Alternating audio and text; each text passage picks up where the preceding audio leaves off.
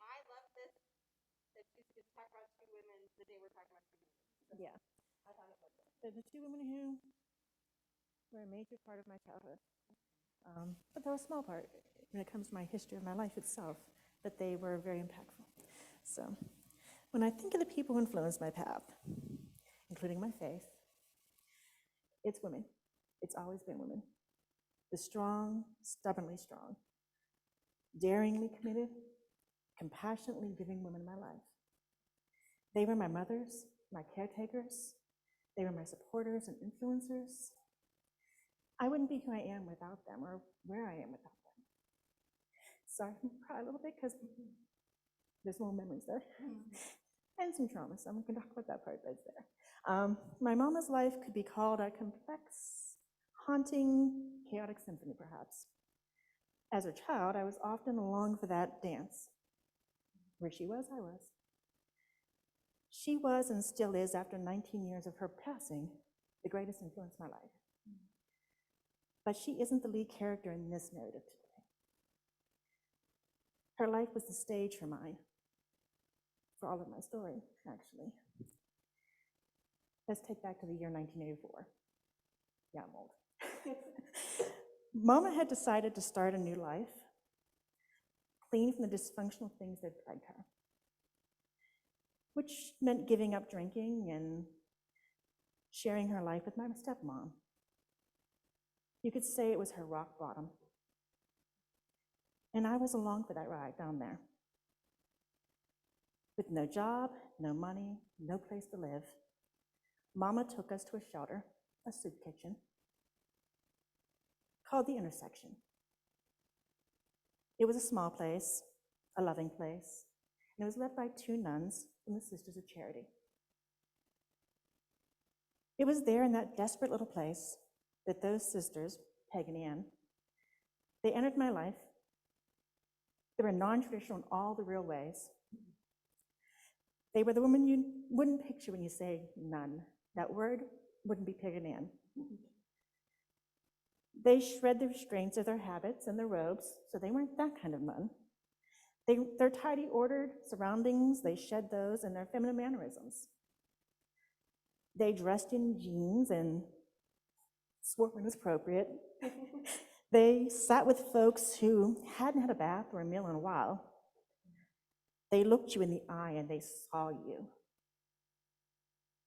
The two of them were the most genuine people I've ever met. I was in 8th grade when Mama and I took a room in their tiny shelter house.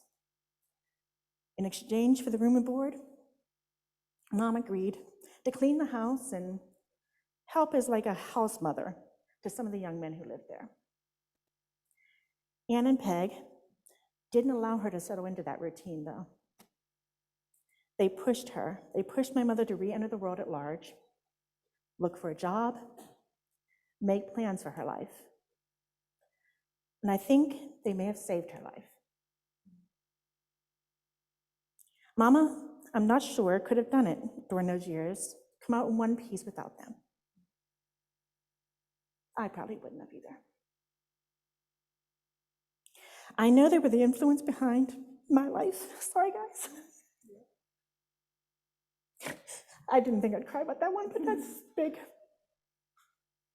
There weren't many kids in that intersection at that time. So I kind of either stood out entirely or was intentionally went around.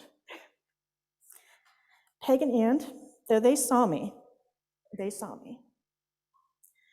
They chose to take me on somehow. They took me to their care closet to dress me, much like our own. When I grew out of my clothes, that's where my clothes came from. They gave me extra cookies from their kitchens. They showed me how to plan out the meals. They gave me money from their own pockets to get haircuts and school supplies. They understood that even the small little seeming things were big to me. As a part of the Sisters of Charity, these sisters were connected to Seton Hill College. Perhaps now you may know of Seton Hill University. When I say they saw me, I mean they really did. They saw me. They saw a kid who did her homework, wanted good grades, despite pretending at school that I lived anywhere but a shelter. They saw that I spent time at the jigsaw tables in the corner of the dining room, or that I took a book that was borrowed and outside. They saw that, and they supported my education with more than just school supplies. They asked Mama if they could set me up with an interview with a program called the Project Forward. It was a program that got underprivileged kids into a path for college. Mama agreed to let me do that. So by my 9th grade year, I was earmarked for scholarships to Seton Hill College. And by the end of that year, Mama had a job. She had an apartment for us to live in, including some stable life that was poor, but we were going to be okay.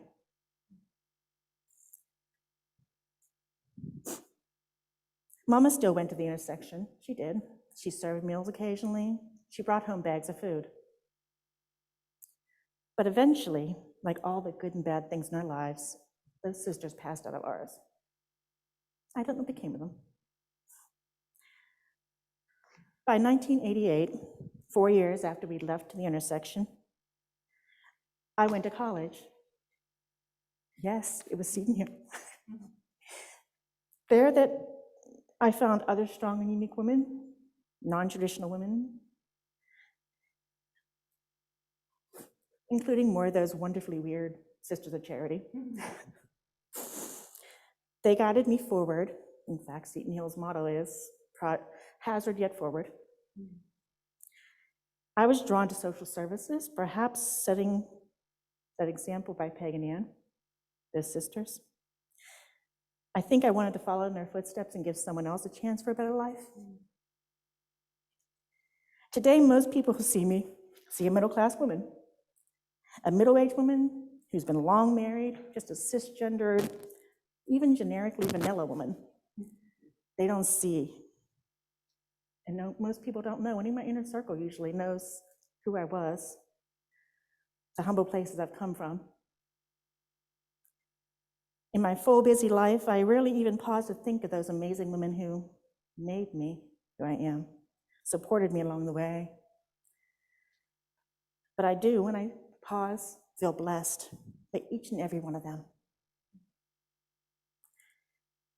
I'll never know if Peg and Ann realized just how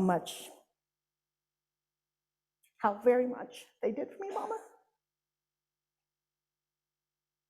But I do hope they sensed it. I like to believe that, like them, the lives I touch in my career, through my friendships, even just passing on the street in small encounters, that I touch them in some way. I don't need acknowledgement for it, much like they didn't. Jesus didn't. So many women in the Bible didn't. Sisters Ann and Pegs, they just didn't. But I'm content in the hope that I have and I will bless others just like they did. I'm grateful. Thank you.